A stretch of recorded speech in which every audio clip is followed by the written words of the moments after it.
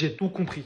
Cette paire, c'est trop. Quand c'est pas Nuno Mendes, forcément, c'est le côté droit. C'est Hakimi qui fait gagner le PSG. Commençant bien évidemment par la passe de Vitinha. Si ça aurait été Pedri, on l'aurait entendu depuis tout l'espace. Avec la lecture de jeu de Hakimi, via la passe millimétrée de Vitinha qui arrive à se retrouver en AVS contre le gardien et terminé. Cela, il s'adore. Suivra derrière, bien évidemment, la connexion. Ça m'a d'ailleurs fait penser à Benzema contre l'Atlético Madrid. Kvaratskhelia qui tire le ballon comme un pit. Cette qualité de conservation vraiment chez lui qui me fait surkiffer. Et après un tir raté et un échange avec Hakimi en pleine surface, Hakimi qui vient finalement mettre le 2-0.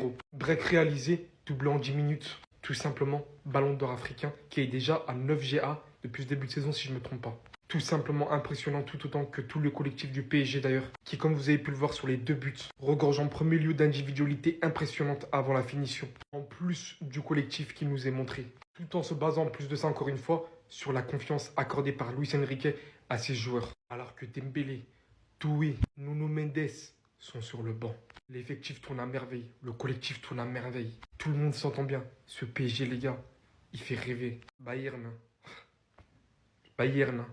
je sais que vous êtes aussi fort, mais là, vous allez subir la hagra. On en a marre. On en a marre. Chaque semaine, soit c'est Nuno Mendes à gauche, soit c'est Hakimi à droite. Vous pensez que Guy de Besbar, quand il a dit je suis dans mon hack comme Hakimi, il disait ça pour rien? Parce qu'il est dans son hack de penser que c'est le meilleur latéral droit du monde. Et il est dans son hack de penser qui prendra le ballon d'or africain. Aujourd'hui, doublé. Donc depuis le début de la saison dernière, Hakimi c'est 30 goal assists.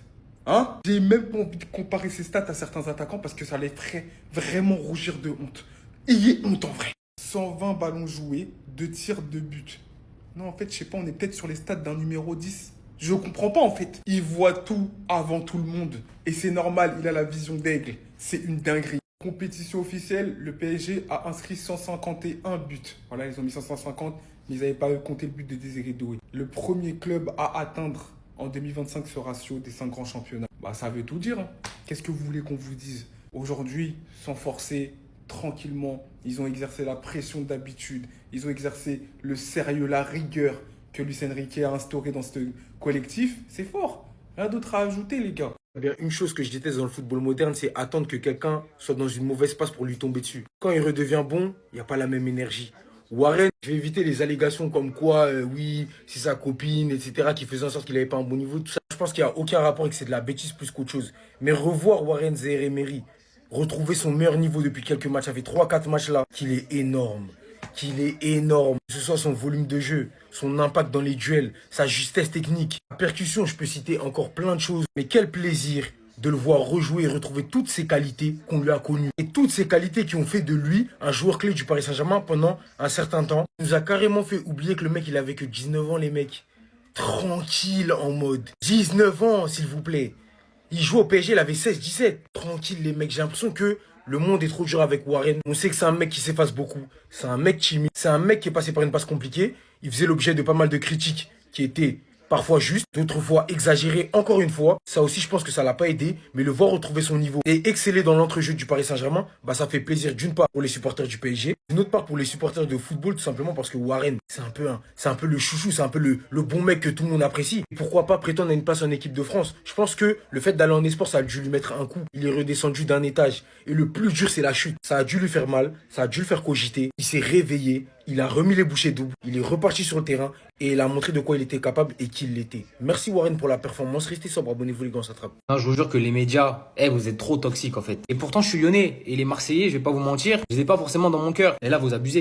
La France, c'est derrière le Danemark, Chypre et la Pologne cette saison à l'indice UEFA. Le PSG et l'OL portent la France. Franchement, je suis désolé, mais quand vous sortez ça, vous savez très bien ce que vous faites. Ils savent très bien. Surtout que si on regarde le classement UEFA, les points qui ont été ramenés, si je dis pas de bêtises, l'OM a ramené plus de points UEFA à la France cette saison que Lyon. Parce que voilà, c'est la Ligue des Champions et Lyon on joue la Ligue Europa. Alors oui, on a fait 3 victoires, mais même avec ça, on a rapporté moins de points. Donc pourquoi vous mettez pas l'OM? Sincèrement. Parce que moi, je dis pas, forcément, on les vanne quand ils sont pas bons, etc. Mais là, en Ligue des Champions, depuis le début, ils nous font pas honte. Au contraire, contre le Real, ils font un gros match. Malheureusement, ils perdent, mais ils auraient pas démérité un point minimum. Face à l'Ajax, ils déroulent, ils les atomisent. Là, face au Sporting, bah vas-y, ils perdent, mais il y a le carton rouge, etc. qui les fout dans la merde. Et c'est comme ça, c'est la Ligue des Champions. Donc non, là, sur ce poste, je suis pas d'accord. Vous savez très bien ce que vous faites, vous voulez des stats, vous voulez gratter. Vous savez que les Marseillais, ils leur font pas grand chose pour les énerver. Et là, sur ce point, vous en faites un peu trop même. Assalamu alaikum l'équipe, est-ce que vous avez vu le doublé qu'a marqué Achraf Hakimi en l'espace d'une mi-temps seulement? Eh bien visiblement ce n'est pas suffisant pour Luis Enrique qui n'en a pas fait son favori pour le Ballon d'Or africain puisqu'il a déclaré, pour être honnête, je dois voir le niveau des autres candidats. En compétence, c'est le meilleur latéral droit du monde. Pourquoi nuancer? C'est un des meilleurs joueurs du monde et c'est le meilleur joueur africain. Quand c'était Dembélé, c'est vrai que là, il n'y avait aucun sujet là-dessus. Écoutez, ça commence à faire beaucoup.